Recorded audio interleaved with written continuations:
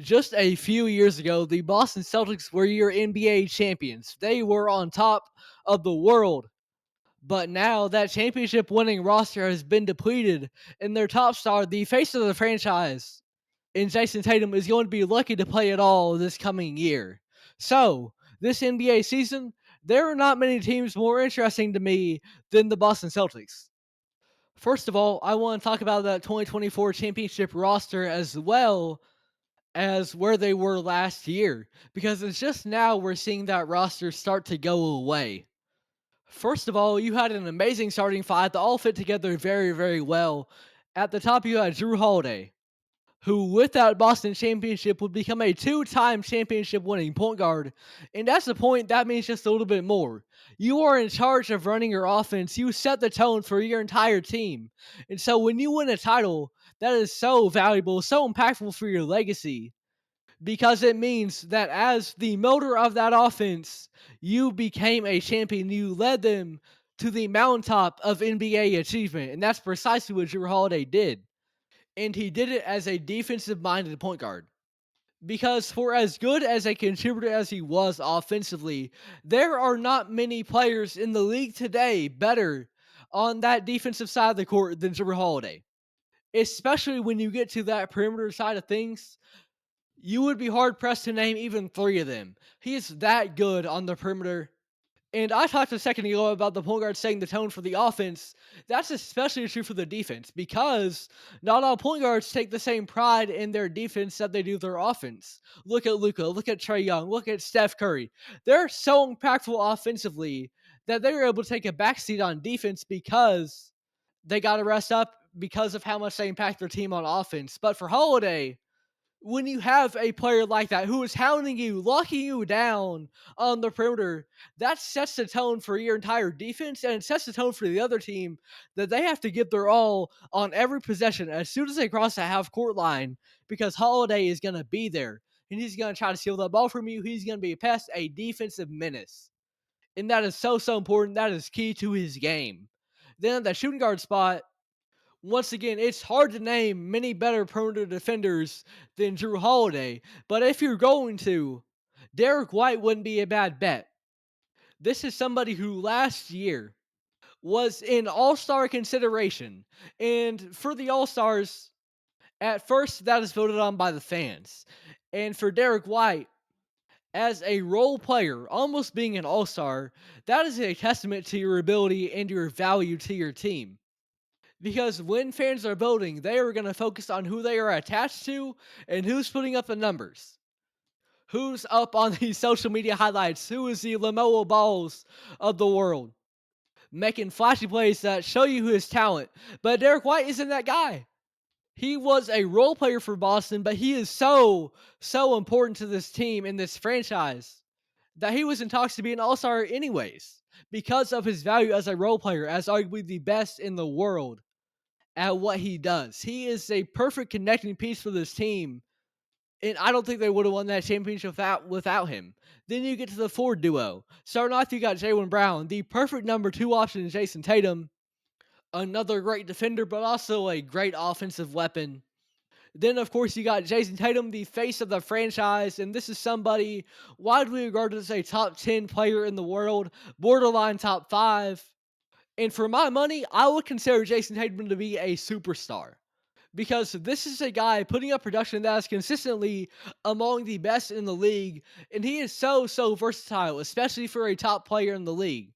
Because you see someone like Luka or Jokic, and there's at least one thing that you can point out to kind of criticize them on. For Luka, of course, he was traded from the Mavericks, and that was a shocking trade, one that was really unjustifiable, but they tried to justify it by pointing to his condition and his weight, and how that would especially affect him with some lapses on defense. Then for Jokic, as incredible as he is on offense, he is a average defender. That's not a knock on him. Jokic is the best in the world, but with Jayson Tatum, I would say that there's not really anything I can point to in particular and say that he needs to drastically improve on, the same way that I could Doncic or Jokic.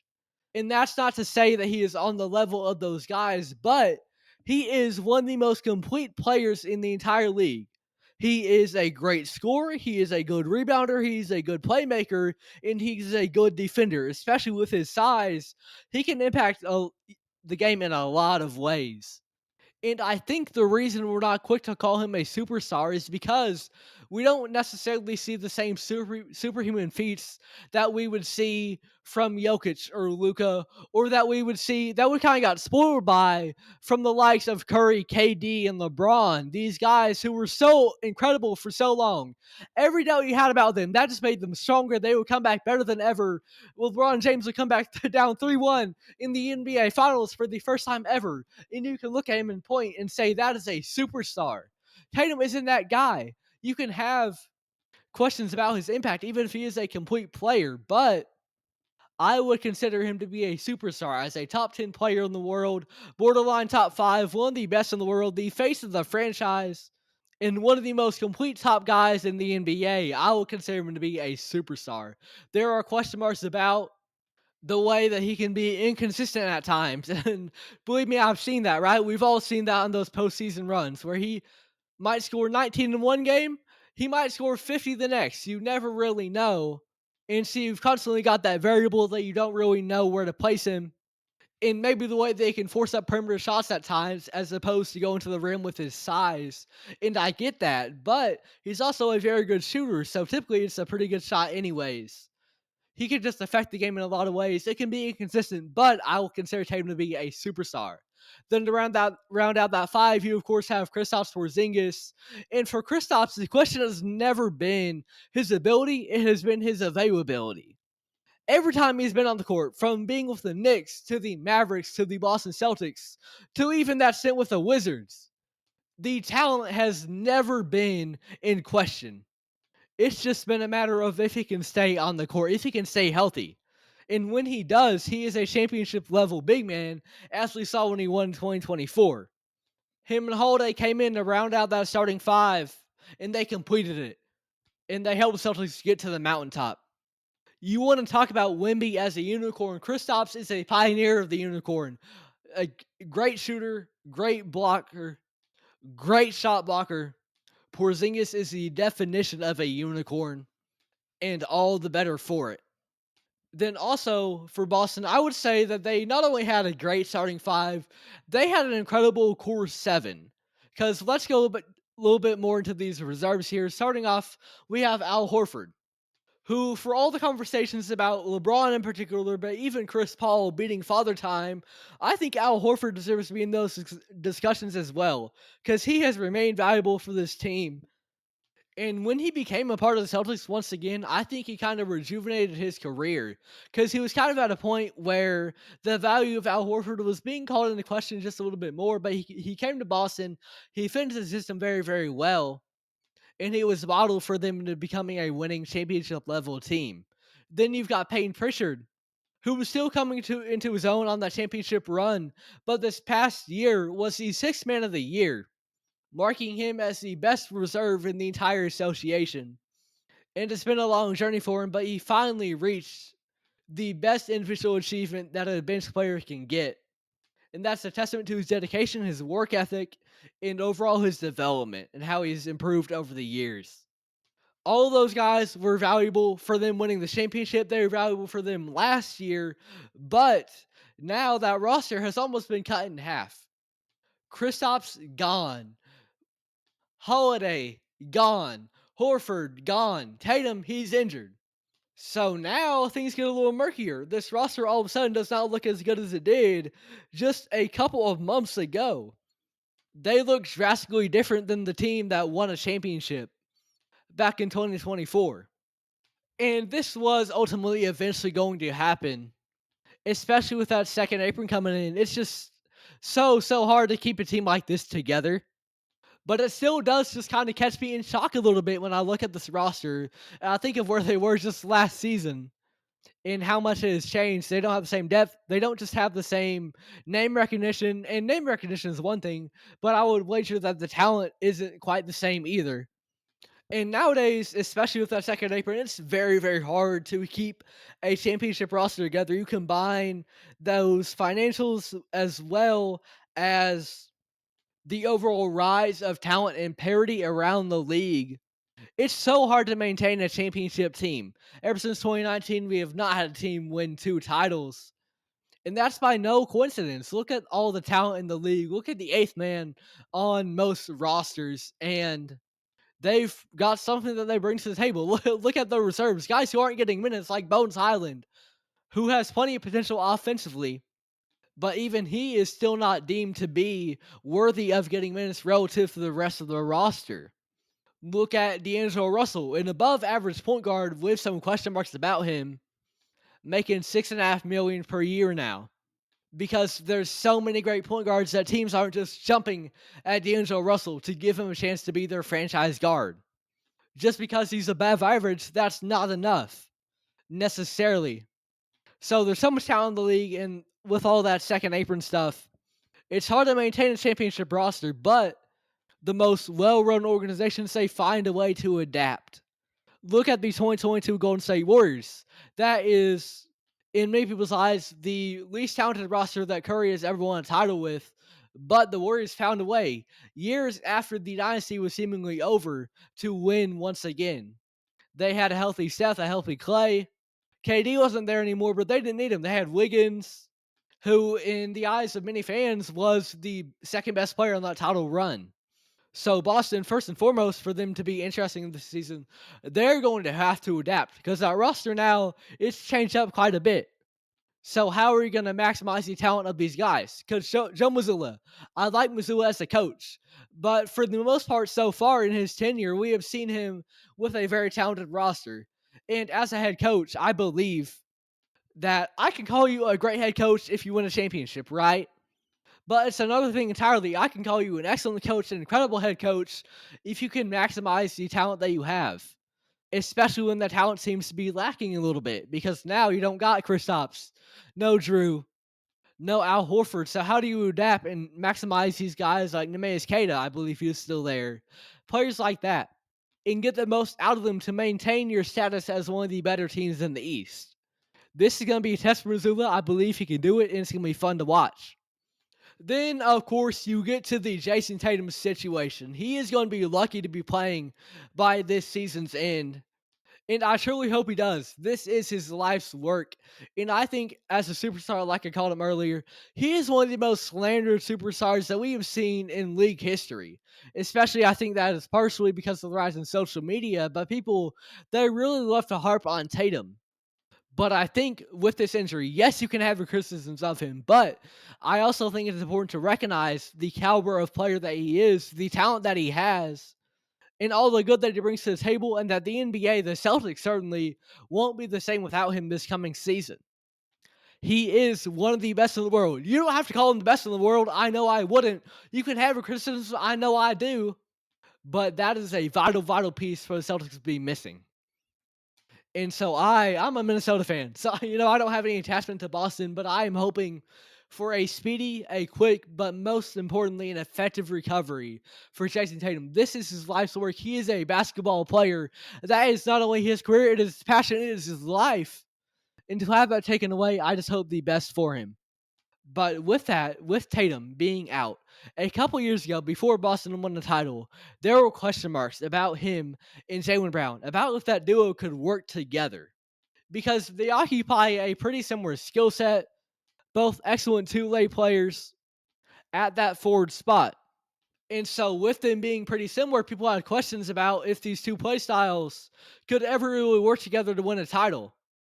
It was kind of like they were playing alongside one another as opposed to playing with each other, if that makes sense. It would be like you're working, and let's say at your job you have to make sandwiches. And at that job, let's say that there's 3 people working, all with assigned roles. You have the cashier, you have the person making the sandwiches, and you have the guy doing stuff like checking inventory, taking out the trash, the janitor kinda, as well as kind of the overall connecting piece that he is. And all 3 of these positions, they work together to deliver that sandwich to the customer. The cashier, that's the person taking the order. That is the person completing that transaction, getting the money from the person, as well as delivering the sandwich to the customer. The person making the sandwich, of course, they are in charge of handling the food.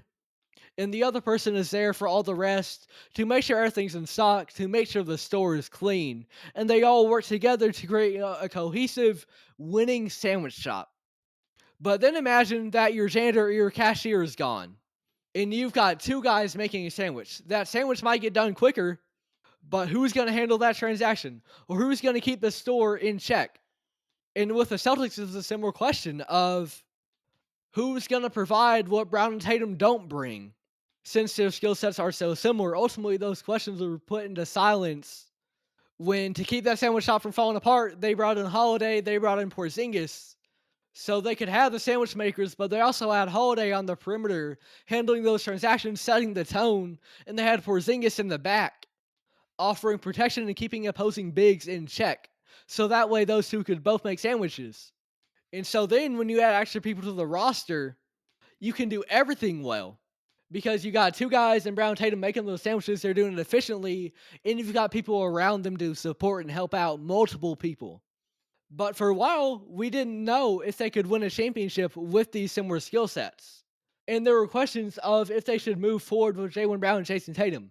And now that might seem kind of silly that we're having questions of if they could ever move on from Brown or especially Tatum, but people were calling it out at the time. They were wondering. They were pointing out Tatum's inconsistencies and saying, hey, guess who's showing up night in, night out? He might not have the same 50 piece that Tatum might have one night, but he's going to be there every single night. And you can trust what you're getting from Jaylen Brown. Maybe they should move forward with him. That was a conversation. But ultimately, Boston had a series against, I believe, the Miami Heat, in which Brown was given the chance to be the primary ball handler, and ultimately he didn't take the ball and run with it necessarily. He was forced left by Miami, and with that, he looked uncomfortable, like this was a part of his game that he just wasn't used to. And it got to him, he got exposed a little bit, exploited by the opposing side. And that cost Boston. And people started having question marks about him then. And they made jokes about how he didn't have a left hand. But now Jaylen Brown has a chance to put those doubts, those question marks about him being the go-to ball handler.